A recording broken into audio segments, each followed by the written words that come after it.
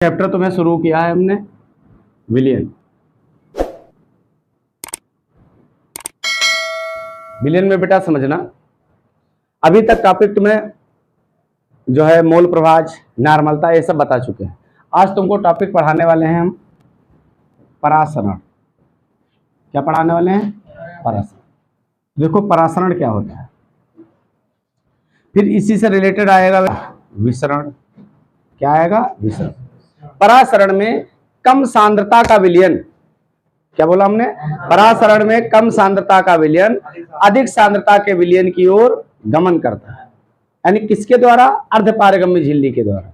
इसमें कम सांद्रता का विलयन अर्धपारगम्य झिल्ली के द्वारा अधिक सांद्रता के विलयन की ओर गमन करता है। अच्छा, परासरण में क्या बताया तुमको? कम सांद्रता का विलयन किसके द्वारा बेटा?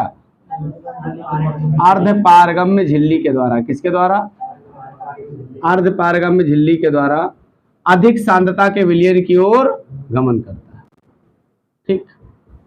अच्छा, विसरण में क्या होगा? विसरण में अधिक सांद्रता का विलयन, किसका विलयन? अधिक सांद्रता का विलयन किसकी ओर गमन करेगा? कम सांद्रता के विलयन की ओर। किसकी ओर? कम सांद्रता के विलयन की ओर। इसमें किसी भी झिल्ली की आवश्यकता नहीं। अब जैसे परासरण की डिफिनीशन पूछी जाए तो क्या बताओगे? इसमें कम सांद्रता का विलयन, क्या बोला?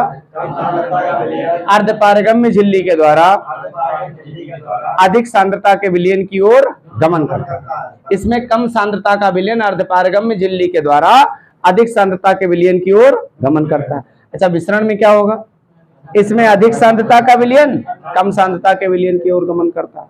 बात क्लियर है? इसमें किसी भी अर्धपारगम्य झिल्ली की आवश्यकता नहीं है। इतना पॉइंट क्लियर हुआ? ठीक है। अब जैसे तुमसे पूछ दिया जाए कि परासरण और विसरण में अंतर क्या है, यानी दोनों में डिफरेंस आ जाए, मान लिया पेपर में परासरण और किसमें अंतर आ जाए? विसरण में, तो आप डिफरेंस कैसे कर सकते हो? पहला डिफरेंस क्या होगा? इसमें कम सांद्रता का विलयन अधिक सांद्रता के विलयन की ओर गमन करता है। क्या पहला पॉइंट लिखोगे?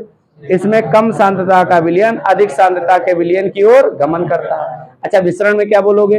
इसमें अधिक सांद्रता का विलयन कम सांद्रता के विलयन की ओर गमन करता है। एक बात और सिखाए, परासरण में अर्धपारगम्य झिल्ली की आवश्यकता होती है। परासरण में अर्धपारगम्य झिल्ली की आवश्यकता होती है और विसरण में अर्धपारगम्य झिल्ली की आवश्यकता नहीं है। पॉइंट क्लियर हुआ? तो इस तरीके से आप डिफरेंस भी बना सकते हो। तीसरा अंतर, इसे दाब लगाकर रोका जा सकता है, इसे दाब लगाकर रोका नहीं जा सकता। परासरण क्रिया गैसों में नहीं होती, गैसों में कभी भी होती नहीं है, और विसरण क्रिया कभी कभी विलयनों में भी हो सकती है। ठीक, तो इस प्रकार से आप डिफरेंस भी कर सकते हो। तो ये चीजें समझ में आई होंगी तुमको। अच्छा, एक वर्ड आया अर्धपारगम्य झिल्ली। क्या है बेटा? अब सवाल उठता है कि अर्धपारगम्य झिल्ली क्या है? अर्धपारगम्य झिल्ली, तो देखो अर्धपारगम्य झिल्ली क्या होती है।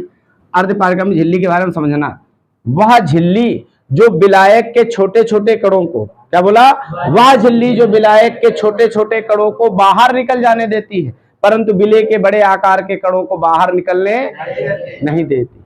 यानी विलायक के कण तो छोटे छोटे बाहर निकल जाएंगे झिल्ली से, परंतु विलय के बड़े आकार के कण बाहर नहीं निकलेंगे। तो उस झिल्ली को क्या कहते हैं? अर्धपारगम्य झिल्ली। तो क्या डिफिनेशन बताइए अर्धपारगम्य झिल्ली की? वह झिल्ली जो विलायक के छोटे छोटे कणों को बाहर निकल जाने देती है, परंतु विलय के बड़े आकार के कणों को बाहर निकलने नहीं देती है, अर्धपारगम्य झिल्ली कहलाती है। जैसे तुम्हारा चर्म पत्र हुआ, अंडे की झिल्ली हुई। ठीक, तो ये झिल्लियां जो है वो क्या है?